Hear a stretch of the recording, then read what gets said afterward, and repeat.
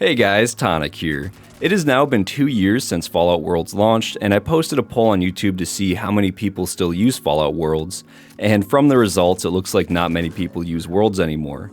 So in this video, I'd like to take a look at where we started with Fallout Worlds, where it is now, and what its future could look like. So with that being said, let's get right into it.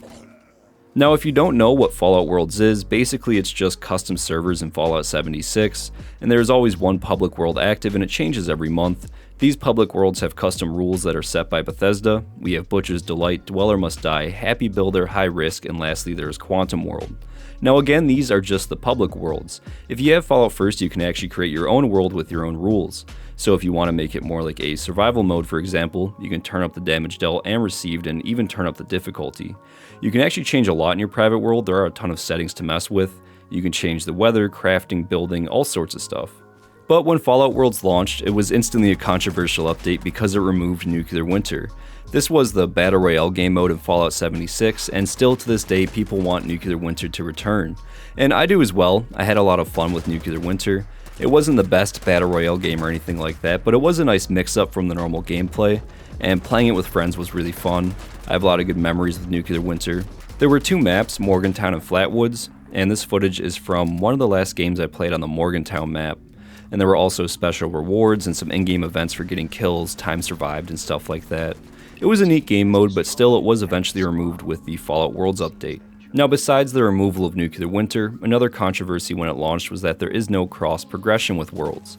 Now, today you can complete some score challenges, but that's pretty much it. So if you play in a custom world and do some quests to level up and get some loot, none of that is going to carry over to the normal servers, not even the XP gained. Everything you do on the custom servers stays on the custom servers. And still, even with these issues, when Fallout Worlds launched, it was still exciting. This was a neat new thing, and there were a lot of people who wanted to try making huge camp builds, their own survival mode, PvP modes, and there was even a group that wanted to try and recreate Nuclear Winter in the custom worlds as best they could. There were all sorts of ideas within the community. But the most exciting part of Fallout Worlds was the future. At the time, there were a ton of cool ideas about what they could add later on to Fallout Worlds. And some people believed that this was the first step to official mod support. Basically, you could have your own private server that you could host and eventually download mods for. Then you could play a modded Fallout 76 with other players. Now, as we know, that never happened, or at least not yet. But looking at Fallout Worlds today, again from the poll, over 4,000 people voted, and not many use Fallout Worlds. Looking at my friends list, it's rare to see someone in a custom server, and even joining the public world like the Quantum World that's active right now, usually there's only a few players each time I join. So in its current state, Fallout Worlds doesn't seem like it's doing very well. It seems like most players prefer to play on the normal servers. Personally, I don't use Fallout Worlds often, but there are some neat uses for it. Sometimes I'll go in there to test something for a video. I'll throw on the free workbench crafting and roll a weapon until I get the roll I want to test. And sometimes I will use it for my Atomic Shop reviews because I can control the weather and again save on some resources. But that's pretty much all I use it for, and once I'm done, I jump right back to the normal servers. And on that poll, most of the comments from players who do use Worlds seem to use it for similar reasons, for testing things or for building camps without wasting resources and controlling the weather for recording camp builds. And I know that there are some RP groups that use it, and there are some cool community events that use Fallout Worlds. But what does the future of Fallout Worlds look like? Well, I honestly don't know, but if it continues with how it's going, it looks like it will sort of follow the same path as the other alternative game modes like Survival Mode and Nuclear Winter. Survival Mode had its issues, and it was eventually removed. Nuclear Winter was cool. Now, it did have issues as well, but I loved Nuclear Winter. Almost every time you join a game, you get tons of players. On weekdays, I think I used to get around 30 players per game, and on weekends, you could find full servers of up to 50 players. But still, eventually, it was removed for Fallout Worlds. And now with Fallout Worlds, it seems like not many players use them, and it hasn't been getting a ton of updates. But I do honestly think that Fallout Worlds could be great. I think the biggest thing that could help Fallout Worlds would be a server browser. I think it'd be awesome if you could host your own world with special rules and other players could go on a server browser and find it and join it. And you could create your own little communities like DayZ servers and Garry's Mod servers and stuff like that. There could be RP servers, faction wars, survival servers, all sorts of stuff. So I think a server browser would be huge. I also think there should be a system where some progression could carry over.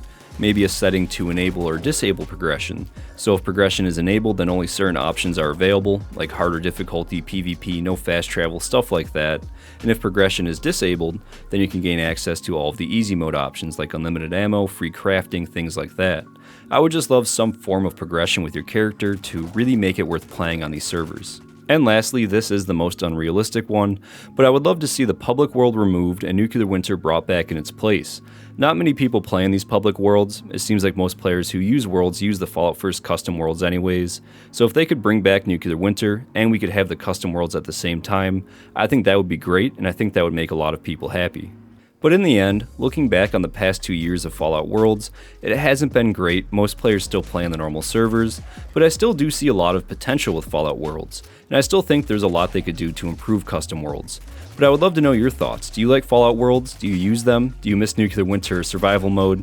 Be sure to let me know down in the comments below, and that is pretty much going to be it for this video. So I would like to say thank you so much for stopping by and watching. I really do appreciate it.